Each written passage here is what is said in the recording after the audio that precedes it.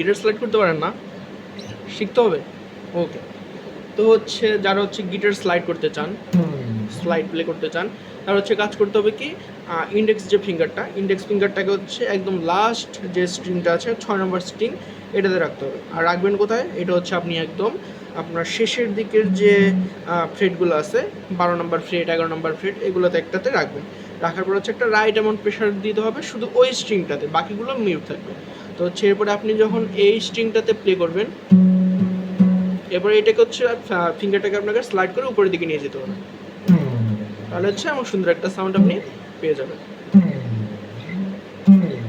তো এটাকে হচ্ছে আপনি গানের মাঝেই প্লে করতে পারেন, গানের শুরুতে প্লে করতে পারেন, এটা হচ্ছে আপনার ইচ্ছে মতো ইউজ করতে পারেন, যেটা হচ্ছে অনেক সুন্দর একটা সাউন্ড আমাদের দেয়। যেমন হচ্ছে আমি যদি একটা এক্সাম্পল দেখাই,